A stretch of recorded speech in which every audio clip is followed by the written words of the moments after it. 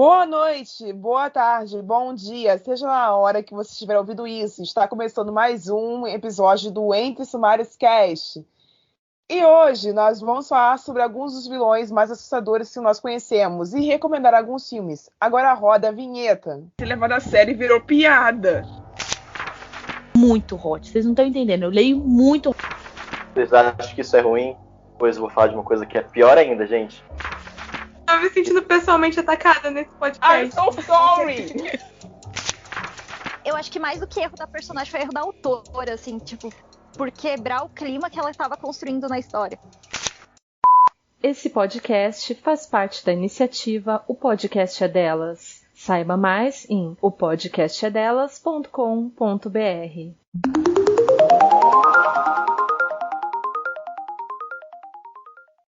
Leitores, olá!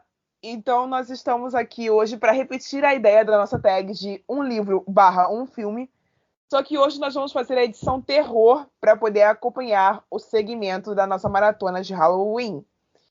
Então, com a ajuda dos autores de horror / terror / fantasia, Lia Cavaliera e Littleton Firmiano, nós vamos produzir aqui dentro uma lista de vários livros e de vários filmes que vocês deveriam dar uma olhada. Como de costume dos nossos episódios com convidados, logo após o lançamento deste episódio, nós vamos produzir um fio, ou uma thread, como vocês preferiam falar, com o link dos livros dos autores aqui citados, para que vocês conheçam o trabalho de cada um deles. Então, autores, apresentem-se. Boa tarde, bom dia ou boa noite para todo mundo, né? Eu me chamo Lia Cavaliera, eu sou escritora de terror e horror, fantasia e ficção científica, mas praticamente tudo que eu tenho até agora no mercado é terror. Eu comecei a ler muito cedo, comecei a escrever também muito cedo. Eu nem vejo a minha vida fora dos livros, mesmo que não necessariamente escrevendo, mas editando e trabalhando em editoras, em design gráfico, coisas assim, tanto que eu faço faculdade de produção editorial, justamente para me inserir no mercado. Mas eu comecei a publicar pelo Facebook, curiosamente, em grupos de escritores, eu ia postando meus textos por lá, e a galera ia dando feedback. Depois eu publiquei por um tempo no NIA, Histórias Originais, e depois eu migrei para o Wattpad, até que eu finalmente fui chegar na Amazon e, né, em publicações em antologias e coisas assim. Agora, no dia 30 de novembro, sai o meu primeiro livro sozinho, embora eu tenha participado de outras antologias de terror, né? Tenho contos também de terror na Amazon e estou muito feliz de estar aqui hoje. Olá, pessoa. Bom dias, boas noites, boas tardes. Não sei que hora vocês estarão ouvindo isso. Eu sou o Littleton Firmiano. Eu escrevo, digamos que um pouco de tudo, mas eu fui iniciado, fui letrado no horror e na fantasia. Atualmente eu tenho publicado alguns contos de horror que vocês podem encontrar gratuitamente, publicados tanto na revista Mad, quanto no livro Raízes da editora Escambau. E dentro da plataforma da Amazon vocês podem encontrar um romance LGBT... Perdão, corta essa parte. E dentro da plataforma da Amazon você pode encontrar um romance LGBTQIA+, de fantasia, mas ele é um romance assim natalino, bem sessão da tarde, porque, enfim, eu acabo escrevendo um pouco de tudo, mas sempre nesse foco Aí tem um pouco de foco no horror e na fantasia. Eu estudo cinema atualmente, porque eu nunca me vi trabalhando sem ser contando histórias. Então, eu achei na faculdade de cinema, eu também sempre gostei de filmes, né? Mas, enfim, eu encontrei na faculdade de cinema um local onde eu poderia aprender a contar histórias e escrever histórias e trabalhar com histórias. Tanto que a minha faculdade, eu acabo focando em roteiros, desde a escrita, a análise, enfim. E dentro da faculdade, eu já realizei várias pesquisas dentro do gênero da fantasia, do fantástico, do horror fantástico e do horror. Inclusive, meu último trabalho da faculdade, fica aqui a curiosidade, foi sobre como animações voltadas para o público infantil trabalham histórias de horror. Fica aí, se alguém quiser descobrir como foi, está lá publicado no site da universidade. O meu primeiro contato com o horror começou quando eu ainda era criança, assistindo filmes de horror. Foi assim, tipo, meio que sem querer, eu tava zapeando na televisão e de repente tava passando Eu Ainda Sei O Que Vocês Fizeram no Verão Passado, e desde aquele dia que eu nunca mais saí do gênero, né? Eu sempre gosto de... Infância traumática, meu Deus do céu. Um pouquinho. Eu lembro exatamente a primeira morte de um filme de terror que eu assisti. Que é isso, cara? Não recomendo, não recomendo. Crianças, não façam isso em casa. Então, e desde aquele dia eu não parei mais.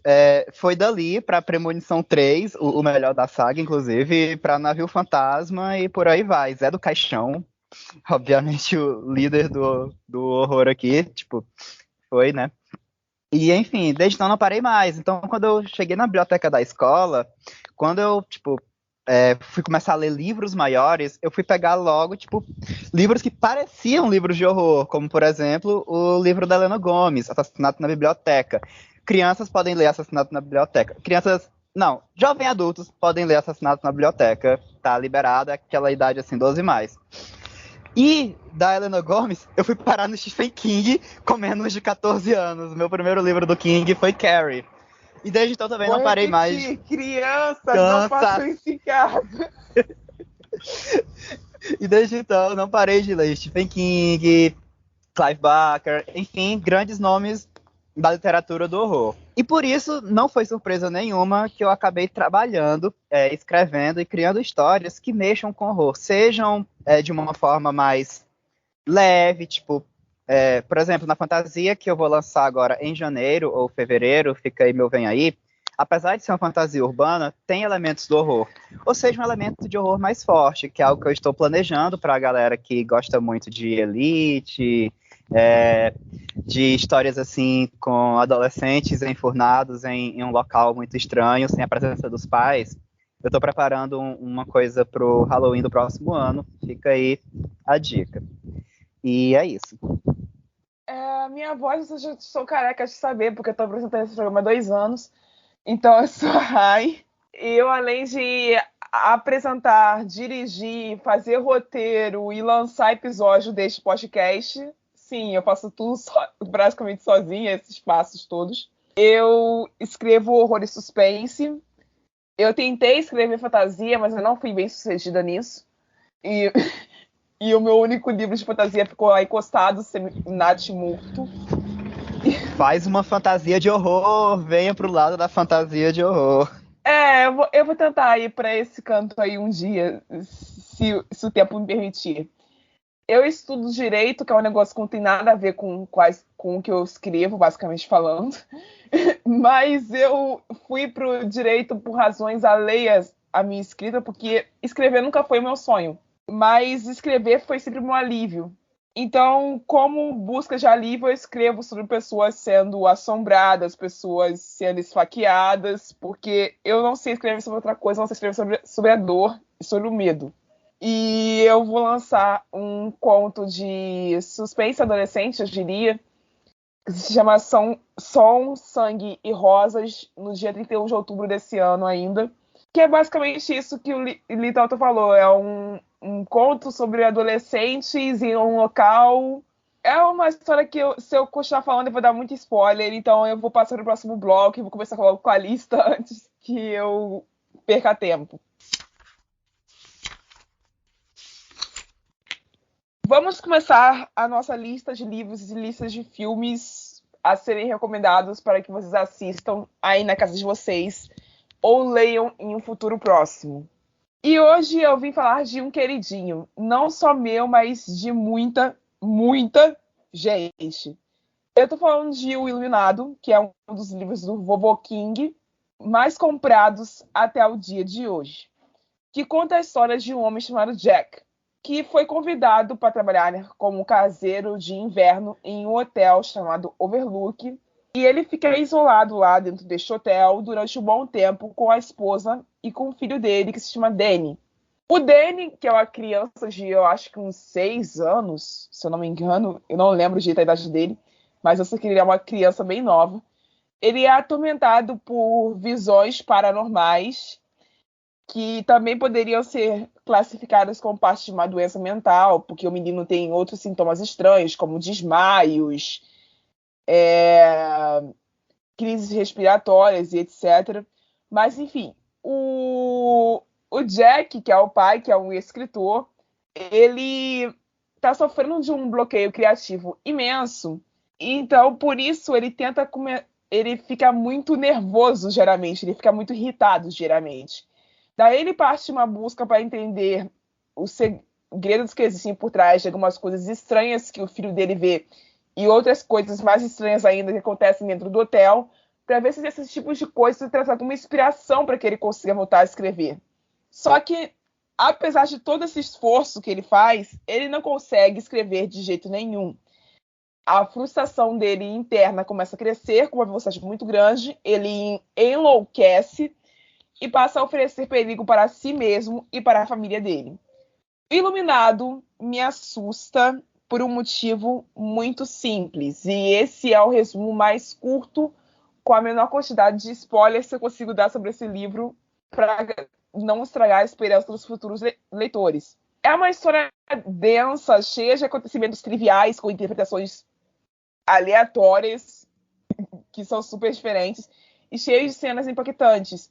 Mas a razão de eu gostar muito deste livro e do Jack em si como vilão é que ele foi um dos primeiros vilões que eu li que ficou maluco de verdade por uma razão muito plausível, que é o isolamento e a ociosidade. Porque o hotel onde ele trabalhava não recebia muitos hóspedes. Então ele raramente tinha o que fazer. E como ele não conseguia escrever, que era o ofício dele principal, ele sempre estava frustrado com relação a si mesmo. Ele estava sempre intimamente frustrado. E o casamento dele não era as mil maravilhas. O filho dele estava sempre atormentado por alguma coisa. Enfim, no fim das contas, o Jack me assusta, porque ele é como se fosse uma reprodução do meu futuro. O Jack me assusta por identificação, que é uma pessoa que está extremamente frustrada com a própria vida e com o seu próprio interno, e ela enlouquece, começa a oferecer perigo para todos e acaba matando pessoas. Essas pessoas que o Jack oferece perigo são pessoas que ele amava, pessoas que ele estimava, pessoas que ele queria proteger no início. E ele chega num ponto tão alto de loucura que ele começa a querer se voltar contra essas pessoas, a assombrar essas pessoas, a perturbar essas pessoas. E isso é muito pesado para mim, que acabei me identificando com ele por conta dessa frustração humana que ele sente, e para qualquer um que assiste o filme O Iluminado e percebe na interpretação do Jack Nicholson a loucura escancarada que é viver dentro da cabeça daquele homem. Então é assim, eu recomendo massivamente o livro, que vocês leiam o livro, de preferência sem parar no meio e depois continuar como eu fiz, porque eu fiz isso quando eu li O Iluminado pela primeira vez e isso foi um grande erro, não façam isso. Quando vocês começarem a ler O Iluminado, vocês terminem, tá? Vocês não parem Por favor, no meio não parem e de depois ler Iluminado. voltem. Não parem. Não façam isso. Mas, enfim, vocês, por favor, não façam isso que eu fiz. Assistam o filme para observar a apresentação do autor principal, a atuação estrelar dele e da atriz que faz a esposa, que faz a Wendy, que eu esqueci o nome da atriz agora, mas ela também é muito boa. Assistam pela interpretação dos dois e ignorem... É a Shelley Duvall. Isso. Ignorem os erros crassos de roteiro que tem esse filme. E tentem ignorar os efeitos visuais datados. Mas é só isso que eu posso dizer para vocês. Mas assistam. Sério, assistam. Próximo e último livro da minha lista, eu vou recomendar o conto de um autor brasileiro presente na antologia Criaturas e Criadores, da Galera Record. E eu tô falando de O Sorriso do Homem Mau, que é do autor Rafael Montes, também conhecido por Bom Dia, Verônica, e Dias Perfeitos, e entre outros livros. Este conto eu li lá em 2019, quase 3 anos atrás, e foi uma das coisas mais nojentas que eu já li até o presente momento, por conta do final que esse conto tem. Que eu não vou escancarar o final aqui, porque eu não quero estragar a leitura de vocês, caso vocês queiram procurar esse livro para ler depois. Mas é uma coisa que tem a ver com excrementos, tá? E cenas, sejam elas em filmes ou sejam elas em livros que envolvem excrementos, sempre me causam embrulho no estômago. E essa cena em especial foi um negócio muito forte. Enfim, leia com cuidado. Classificação 18 anos. Sem pensar 2 vezes. Olha, você me lembrou de um filme que eu acho que eu vou indicar. Ah, meu Deus, olha só a situação. Enfim, O Sorriso do Homem Mau faz sobre um homem chamado Pablo, homem adulto chamado Pablo, que é um dentista, que tem 30 e poucos anos, e um adolescente chamado Eric, que é o sobrinho do Pablo, filho do irmão mais velho dele, se não me engano. O Pablo, ele tem uma profissão monótona e ele tem que ele atende crianças no consultório dele todos os dias. Cada dia é uma criança diferente. É sempre aquele mesmo esquema de abrir a boca da criança, observar sem cara e fazer limpeza, etc. Dar um docinho para a criança no final e acabou essa história. Nunca tem nada de interessante no trabalho dele. E na vida dele em casa, ele tem uma vida mais monótona ainda, porque o casamento dele tá indo pro buraco. E ele tem uma filha de 4 anos, se eu não me engano, que é a única alegria dele, basicamente falando, porque se não fosse por isso, ele seria um homem infeliz por completo, até porque ele não ama tanto assim a mulher com quem ele casou. O Pablo, ele é bastante frustrado, ele é um homem também muito frustrado pela vida chata dele. Em um certo momento, quando ele tá voltando para casa, dando carona para esse sobrinho, que eu acabei de citar, que é o Eric, ele toma uma decisão muito ruim e muito arriscada de sequestrar o sobrinho para um fim que no conto é inicialmente desconhecido.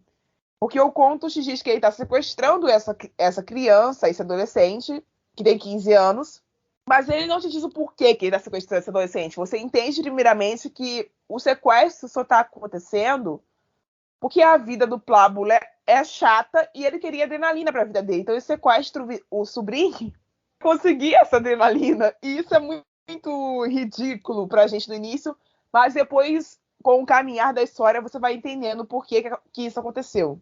No presente momento do conto, enquanto tá acontecendo da notícia do sequestro do menino ir para os jornais, a polícia aparecer na casa dos pais dele, e etc., o autor, o Rafael Montes, dá a entender que o objetivo fim do sequestro era a pedofilia.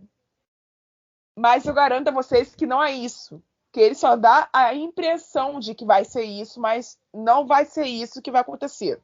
O torturador final dessa história, quando ele aparece e quando ele explica a cena que está na primeira página do livro, porque a cena que está na primeira página do livro parece que é do futuro do sequestro, mas na verdade ela representa uma espécie...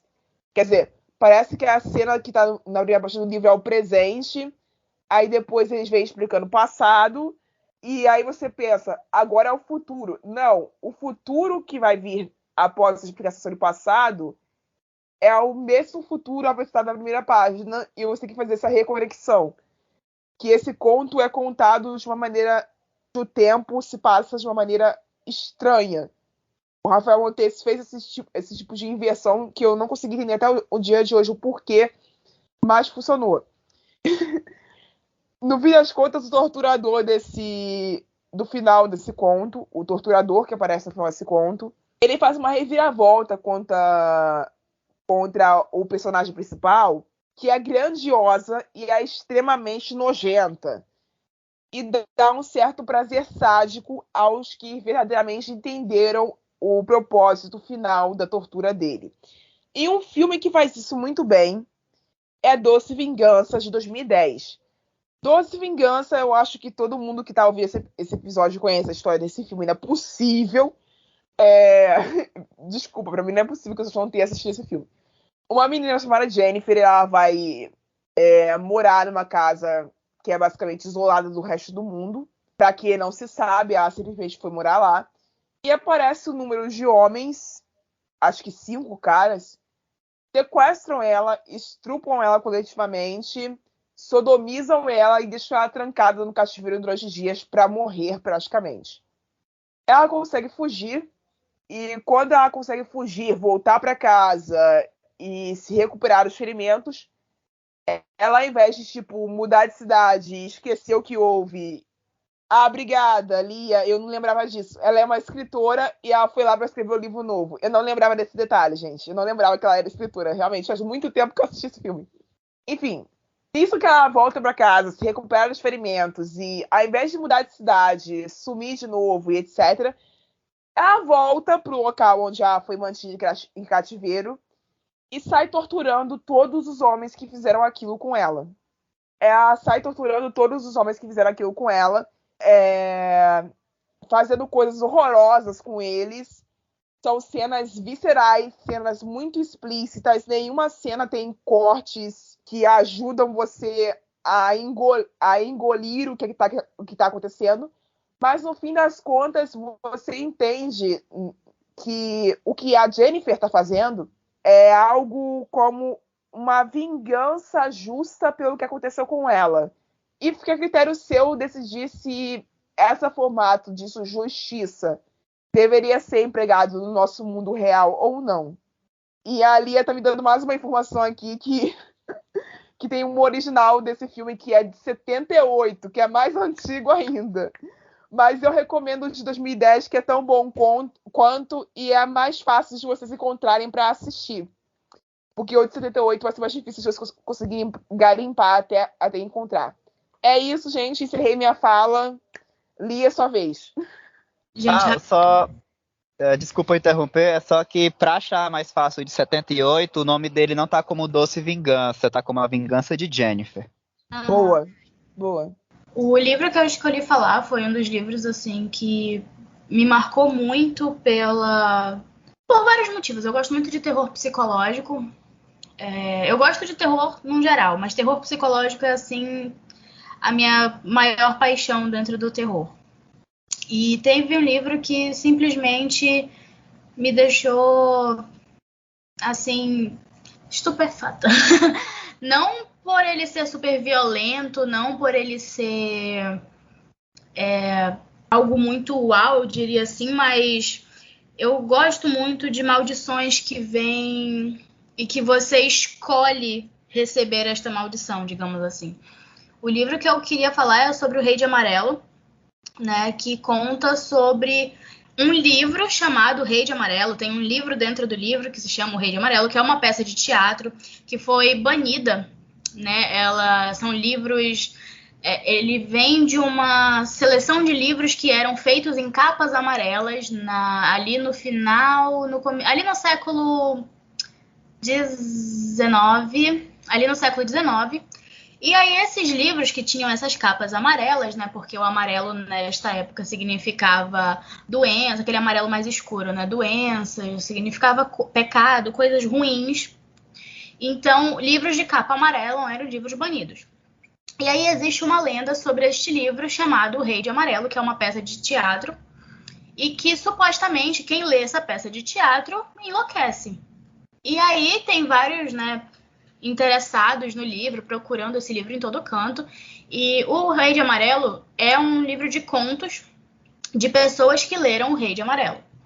Então, são pessoas que sabem o que estão fazendo e elas escolhem receber, né? Elas escolhem se arriscar nesta maldição. E cada conto a gente vai vendo como cada um vai enlouquecendo dentro da sua maneira, digamos assim. E em alguns contos você nunca sabe exatamente se aquilo tudo aconteceu mesmo com aquela pessoa, se de alguma forma o livro, né, a coisa que tem no livro vem para assombrar mesmo aquela pessoa, ou se é tudo um delírio. e a pessoa simplesmente não aconteceu nada daquilo e ela simplesmente está delirando porque ela ficou louca. Então, nunca, em nenhum momento fica claro se as coisas que acontecem depois da pessoa ler O Rei de Amarelo aconteceram ou não.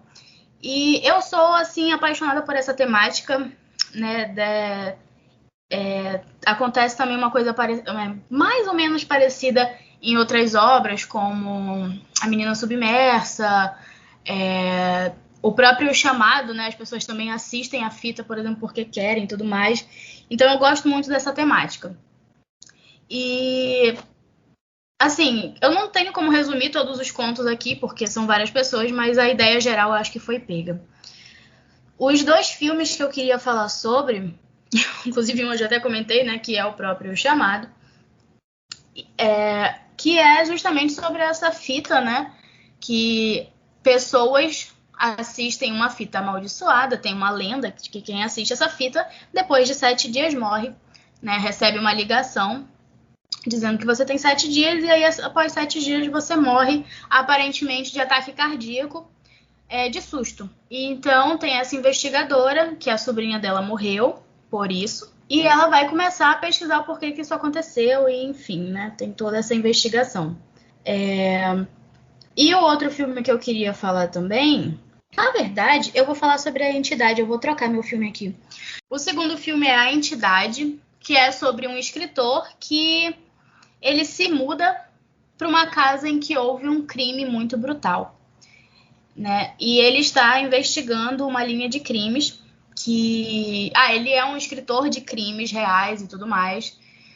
E então ele investiga esses crimes, às vezes... Ele é um escritor que já foi muito famoso, já foi best-seller, porque ele desvendou um caso, inclusive ajudando a soltar um inocente e tal. Mas em outro caso, o que aconteceu foi que ele acabou soltando a pessoa errada. Então, ele foi muito famoso e decaiu depois disso. E aí ele está tentando, né, voltar à glória dele, voltar a escrever esses livros, a ser respeitado. E então ele se muda, ao invés de só começar a pesquisar sobre o caso, ele simplesmente se muda para a casa em que o crime aconteceu. E nessa casa... ele encontra no sótão uma caixa cheia de fitas. E ele começa a assistir essas fitas, né? E ele percebe que são de vários crimes muito brutais de famílias. Então, são crimes violentíssimos, violentíssimos. E uma coisa ele percebe, que sempre a família é morta e uma criança desaparece. Tanto que nesse caso que ele está investigando da casa que ele está, uma criança desapareceu. O resto da família foi achada morta, enforcada na árvore. Mas uma criancinha sumiu. E em todas essas fitas que ele vê, acontece a mesma coisa. Ele vê a família... Primeiro tem uma gravação da família num dia normal, num dia de piscina, num churrasco, pescando, passeando e assistindo um filme, qualquer coisa. Tinha um dia bem tranquilo em família. E depois a gravação daquela família inteira morrendo de alguma forma. São, assim, cenas muito brutais, são muito violentas, como é tudo gravado em uma câmera, né? Essa parte das fitas. Então fica, assim, bem angustiante de assistir, até porque você não sabe quem tá gravando, você não sabe como é que aquilo aconteceu, você só vê as pessoas morrendo. E aí ele começa a perceber que tem alguns símbolos que se repetem nessas fitas. E especialmente tem uma aparição de uma pessoa que começa a aparecer, né, dentro das imagens, e ele percebe que os crimes podem estar interligados com o caso dessa casa, além de com esta figura misteriosa que está aparecendo nesses vídeos. E ele vai pesquisando, até que ele descobre que tem uma entidade que ela se... Como é que eu posso falar? É como se ela fosse um tipo de bicho-papão, mas você também precisa escolher. Então, ele descobre que assistir essas fitas vai estar meio que amaldiçoando a família dele, né? E ele mesmo assim continua porque ele tá nessa busca por fama e tudo mais.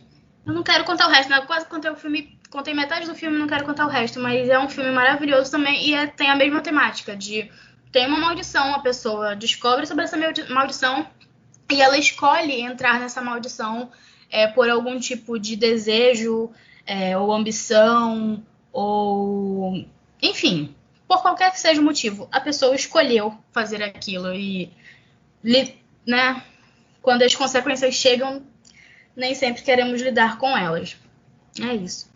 Só puxando o gancho, né, da temática dos vilões, eu acho a entidade do filme, a entidade, uma entidade muito sinistra, sabe? Tipo, é um vilão que passou muito despercebido da época. Não, o filme que quando foi lançado, ele teve seu sucesso, mas falando da entidade em si, do vilão desse filme, ela aparece tão pouco, mas quando aparece, nossa, eu não posso dizer muito. É que tem sobre o Bilk, eu acho que é Bilk, alguma coisa parecida, o nome da entidade desse filme que a Ali acabou de citar, porque quando eu vi o cartaz do filme, sem assistir o filme, mas eu vi o cartaz, eu olhei pra cara dele e eu vi o Sevan, que é o guitarrista do Slipknot.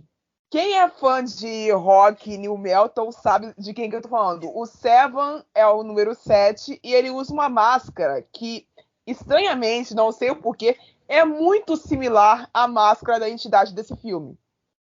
E o engraçado é que esse guitarrista tá com essa máscara há 500 anos. E não tem nada a ver uma coisa com a outra. Só que como as imagens eram muito parecidas, o cartaz me fazia ter crise de riso. Aí quando eu fui assistir o filme, eu nunca mais consegui ouvir a banda da mesma maneira. Então, assim, gente, quem conseguiu ligar as referências vai ter um susto danado também quando assistir esse filme. Pode falar, Litelton. Nossa, eu nunca, tipo, eu não sou fã de heavy metal, mas eu conheço e ouço, assim, esporadicamente. Slipknot nunca tinha feito a ligação, e agora que tu falou, obrigado. Muito obrigado. A criatura é o Bugu, né, que é um tipo Isso, Bugu. Que é um tipo de... É um tipo de, né, nossa... O bicho papão e tal, ele influencia crianças e tudo mais. Exato. Acho que isso é meio spoiler, né? Mas enfim. E eu ia falar do Chamado, né? Que o Chamado também tem essa coisa de tipo... Não sei se vocês reparam, mas a Samara, ela não aparece... Ela só aparece nos últimos momentinhos, assim, nos últimos 2 minutos do primeiro filme. Mas todo mundo lembra dela. Todo mundo lembrava dela na época. Mesmo antes de sair os outros e tudo mais, todo mundo lembrava dela, sabe? É muito louco como esses vilões muito icônicos, mesmo que eles mal apareçam, a gente lembra tanto deles, né? A figura fica muito aterrorizante. No caso do Rei de Amarelo, não é um vilão em si, quer dizer, tecnicamente ele é, porque o Rei de Amarelo, ele é uma história cósmica, né? Ele é horror cósmico, ele vem até antes de Lovecraft. Então, você sabe que tem alguma criatura ali dentro do poema, e essa criatura, ela nem precisa aparecer. Só de ler sobre ela, as pessoas já enlouquecem. Então, todas as coisas que eu vou citar aqui, elas têm seus respectivos filmes, seus respectivos livros. Então, o que eu citar de livro aqui, você pode pegar como filme. O que eu citar de filme, você pode pegar como livro. Enfim, já fez aí o trabalho duplo já. Mas quando eu peguei esse tema sobre vilões memoráveis, uma das primeiras coisas que veio na minha cabeça foi Frankenstein, da Mary Shelley, porque eu li esse livro quando eu era muito novo, foi naquela vibe de que eu ia na biblioteca pegar livros que eu não deveria estar lendo, foi nessa vibe que eu peguei Frankenstein. E ele me marcou de uma forma, porque eu tinha... na minha cabeça, Frankenstein era a criatura. E quando eu comecei a ler o livro, eu descobri que Frankenstein é o criador, é o Victor Frankenstein, que é o protagonista do livro. E esse livro, ele tem uma vibe muito interessante, porque ele nunca deixa exatamente claro quem seria esse vilão. E foi por isso que marcou a cabeça daquela criança que pegou o livro na biblioteca, tipo, pensando que ia ver uma coisa bem mais coisada e acabou ganhando, tipo, eu peguei o livro pensando que eu ia ver um terror, assim, que eu costumava ver na TV, e eu ganhei um terror psicológico que questionava a humanidade, as pessoas e tudo mais, e terminei, assim, traumatizado. Enfim, eu não vou contar muito da história do livro, porque eu quero guardar muitas surpresas para o leitor. Mas ele conta a história do... Ele conta uma história de, tipo, ele é contado todo por cartas, e existe uma história dentro da história. Um navio, ele está fazendo uma expedição no Polo Norte, e ele primeiro vê uma criatura estranha, e depois desse navio, ele acaba encontrando uma pessoa que está, tipo assim, quase morrendo, que é o Victor Frankenstein. E quando ele é resgatado por essa tripulação, o Victor Frankenstein começa a contar a história dele, e de por que ele meio que merecia estar passando por aquilo que ele está passando. Isso é ele falando dele, né? Tipo, o leitor depois que vai dizer se merecia ou não merecia, que vai ficar a cargo ao leitor. E a história do Victor é que ele é um jovem cientista que ele era muito obcecado por alquimia, por tentar descobrir quais são os segredos da vida, quais são os segredos da criação. E ele, tipo, chega um momento que ele passa anos da vida dele, tipo, deitado em livros, tipo, negligenciando, assim, famílias, amigos, somente para tentar descobrir qual é esse mistério da vida, qual é o mistério da criação. E um dia ele descobre.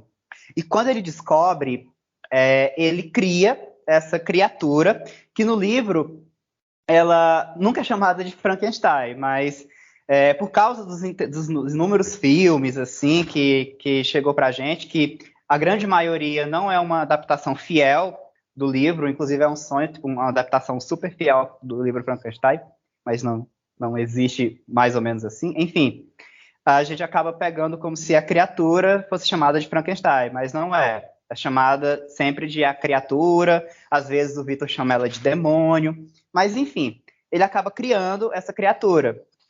E quando a criatura desperta, ele fica totalmente chocado com a criação que ele fez, e ele renega a criação dele.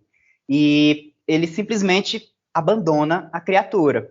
Então, o tempo passa, ele vai embora da cidade onde ele está, volta lá para os pais dele, ele acaba tendo uma noiva, enfim, e um dia chega para ele uma carta dizendo que uma pessoa, que eu não vou dizer quem é, mas que é muito importante para ele, foi assassinada, e que a pessoa que assassinou ele foi essa outra pessoa Y. E ele diz, não foi a criatura que está vindo atrás de mim. E a partir disso, ele começa quase que um pequeno jogo, assim, para ele encontrar essa criatura e meio que dar essa vingancinha, porque ele acha que essa é a criatura que está perseguindo ele, está indo atrás dele.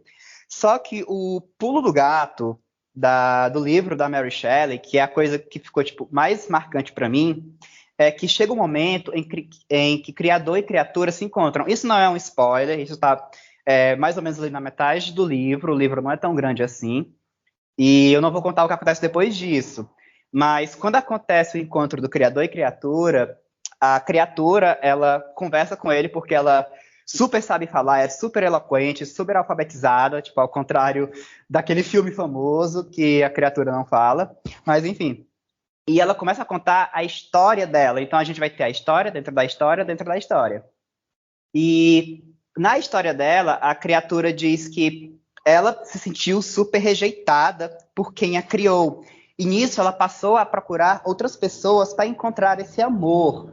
E a criatura, tipo, era uma criatura, tipo, super legal, tipo, amigável, só que todo mundo que via ela, que olhava para ela, via a fisionomia dela, tipo, uma criatura super alta, enfim, no livro vai estar a descrição, que também é um pouco diferente do filme, mas todo mundo que olha para a criatura a despreza, começa tipo, a jogar pedra, chama ela de coisa horrível, e ela é sempre tratada, escorraçada de onde ela está, ela é sempre tratada com grande desprezo pela humanidade. Então, inclusive tem uma parte muito, assim, um tanto impactante, que ele conhece uma garotinha que não trata ele mal, e até que os pais dela descobrem e aí tratam ele mal.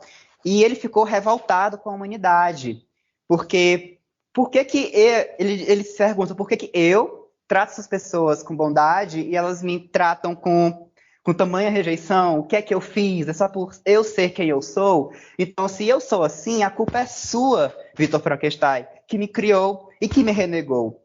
Então, a história toda, ela vai questionar quem é realmente o monstro da história. A criatura, ou o Vitor, ou a humanidade, ou as pessoas. Quem nessa situação é o grande vilão? E apesar da criatura acabar criando certa empatia com o público, com a narração dela, depois ela começa a cometer atitudes questionáveis, assim como o Vitor começa a ter atitudes questionáveis.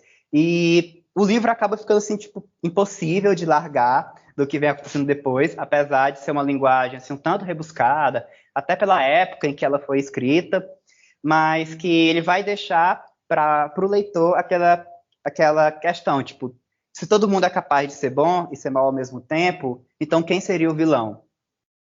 Enfim, eu acho que vale muito a pena pegar esse livro e dar uma lida.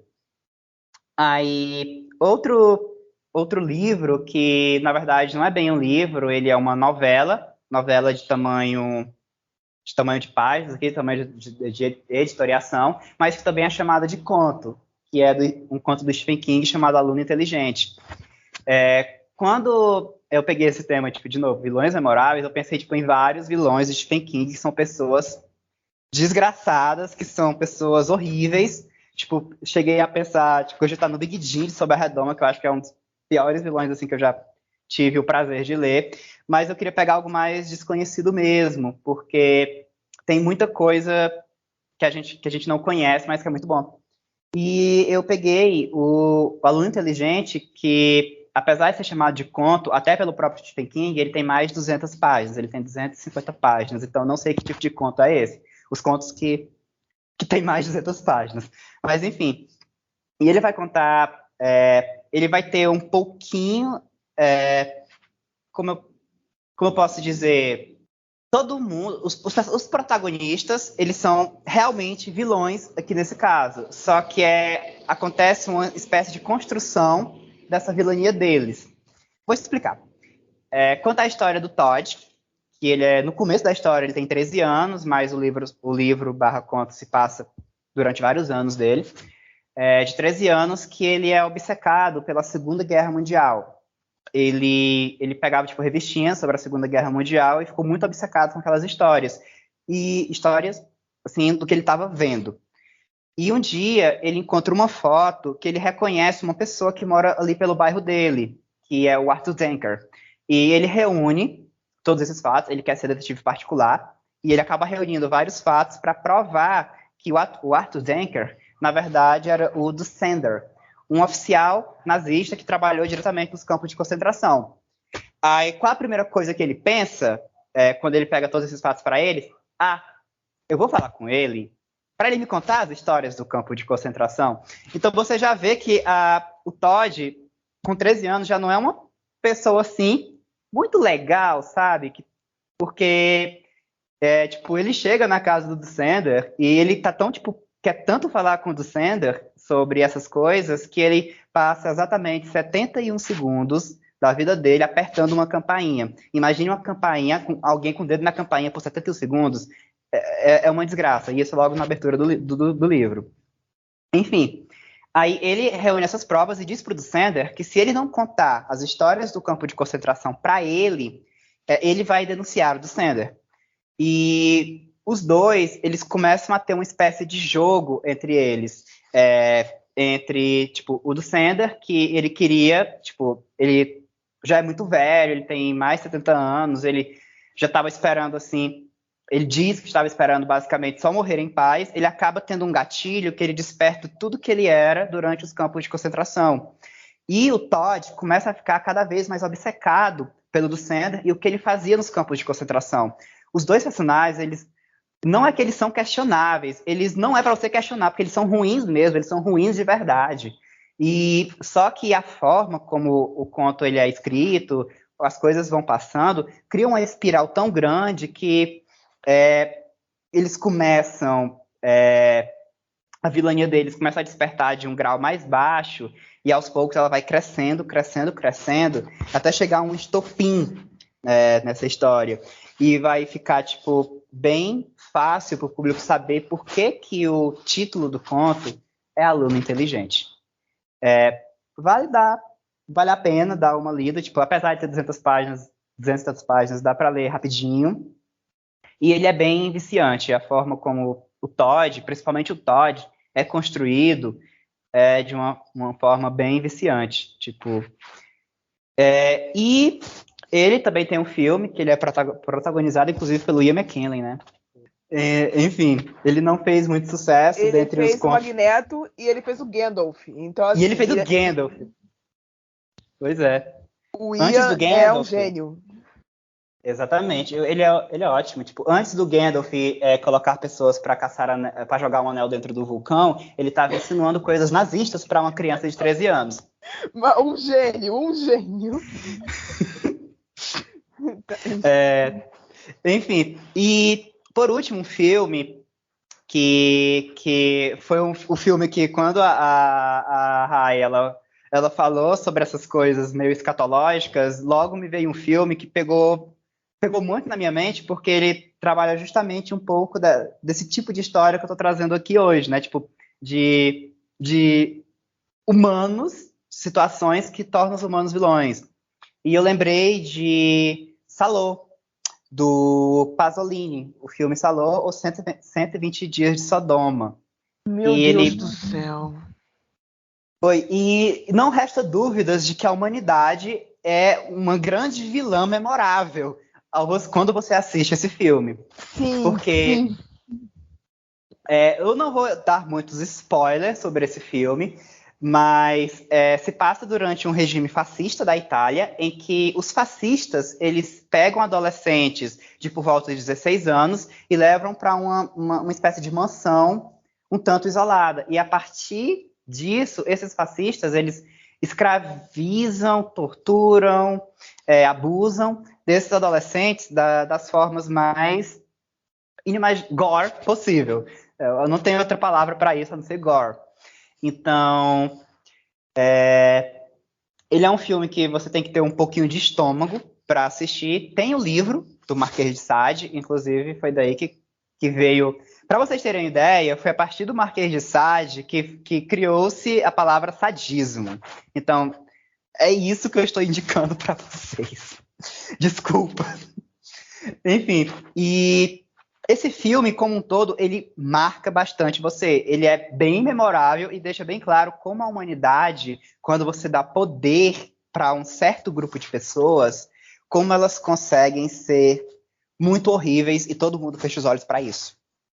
Pessoal, tudo que eu posso dizer antes de ir para o terceiro bloco é o seguinte: tudo que o Lee Telton indicou é classificação 18 anos. Tudo. Absolutamente tudo. Classificação 18 anos. E Salò, eu arrisco dizer que é classificação 21 anos. Porque esse filme, assim, eu só assisti uma vez e depois eu não tive mais coragem de voltar.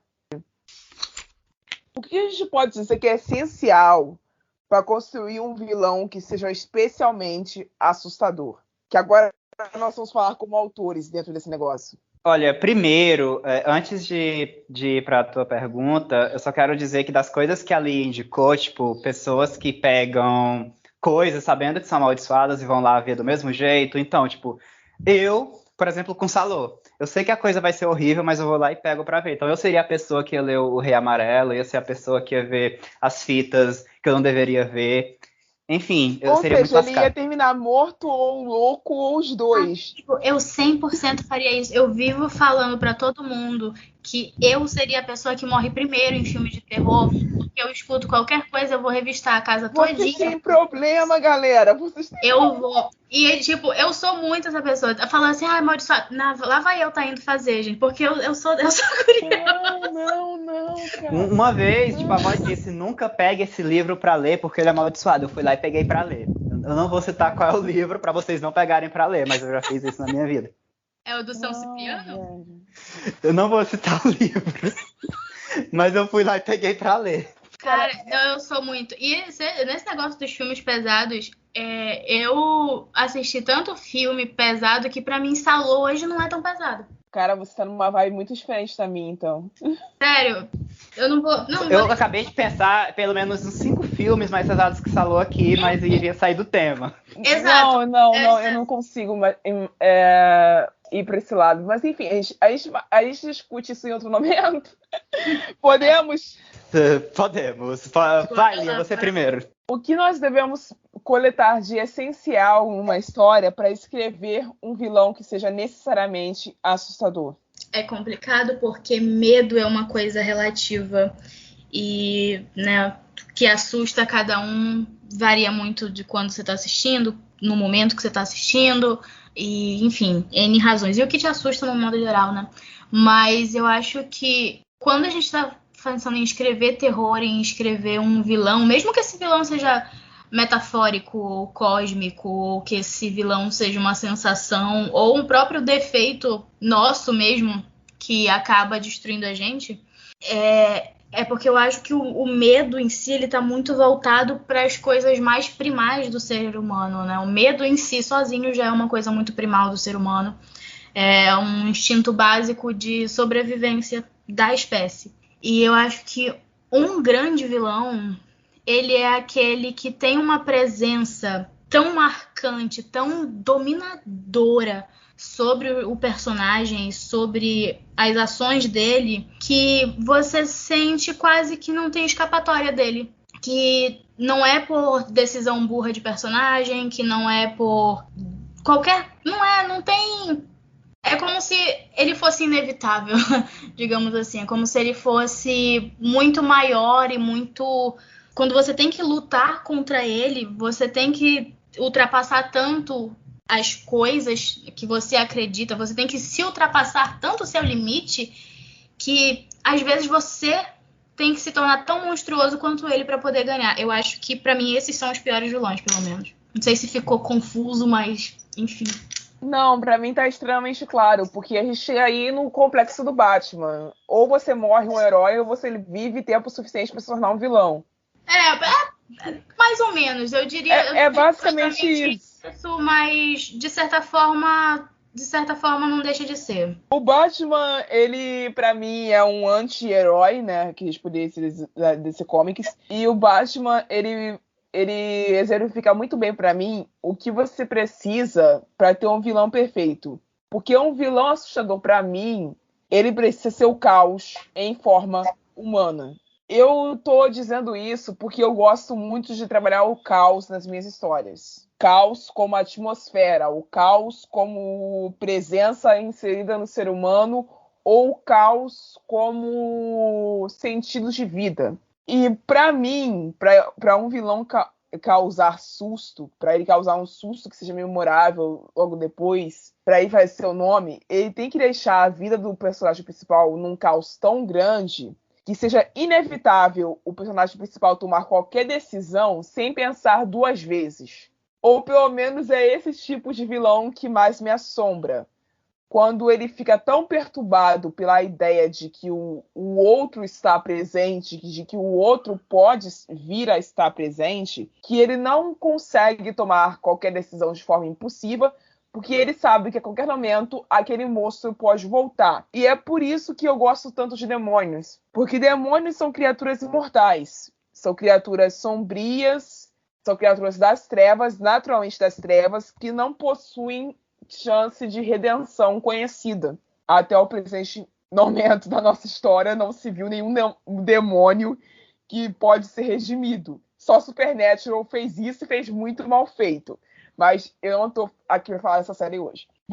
Voltando ao sentido do demônio, o demônio é uma criatura das trevas e imortal. E ele sempre estará presente. Por isso que livros como O Exorcista, A Legião, O Demonologista são tão marcantes para mim, porque são demônios ali, inseridos naqueles cenários, e esses demônios, eles podem usar de diversas maneiras para poder fazer o ser humano convalescer ao pior de seus momentos. E é isso que eu acho que torna um vilão especialmente assustador. Fazer o ser humano ver o pior de si mesmo dentro do vilão e fazer o ser humano ficar refém das escolhas que o vilão fez para ele. Eu acho que é isso, no fim das contas. Pra mim, e é uma coisa que eu levo assim para minha vida, para os meus escritos, é tipo, seja no horror ou fantasia ou qualquer outra coisa que eu esteja escrevendo, mas para mim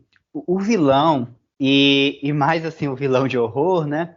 Ele deve ser primeiramente humano, mas não humano no sentido de que ele teve um passado triste, pobrezinho, não esse tipo de humano, mas aquele tipo que você olha para essa pessoa e você consegue reconhecer alguém ali, essa pessoa que poderia ser seu vizinho, poderia ser um político, poderia ser seu professor. Se você consegue reconhecer aquela pessoa e ver as atitudes que ela está fazendo, tão horríveis, você enxerga como aquilo como horrível, isso para mim é muito assustador. Porque Funciona muito também. Pode acontecer aqui do meu lado.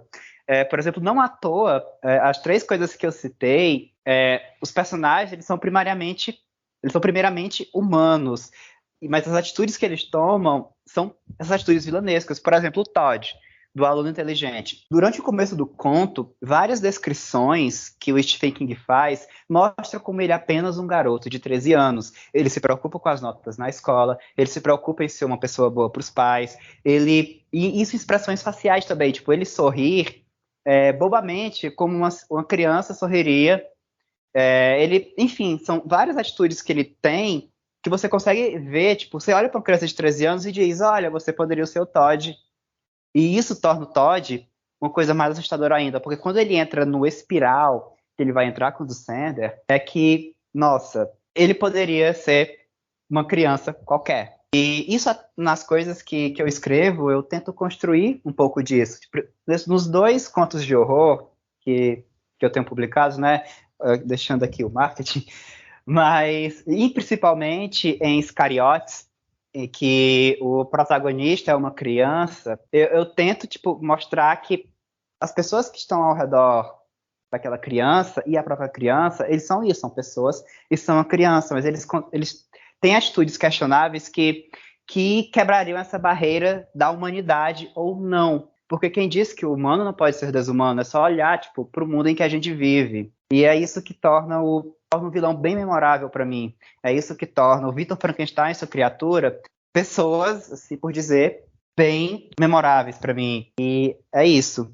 Se você trazer a humanidade, e aqui eu vou sair um pouco do que eu indiquei, mas falando, por exemplo, do Big Jim, de Sob a Redoma, mas você consegue ver um político muito famoso no Big Jim. Eu tenho certeza que você consegue ver. E ele é um vilão, e por isso ele é memorável. Então é isso, galera. Essa é a nossa proposta do episódio de hoje. Eu espero que vocês tenham gostado das indicações, que vocês leiam os livros, assistam os filmes, não necessariamente nessa ordem que eu acabei de dizer, e que vocês se divirtam com eles e tenham um ótimo Dia das Bruxas.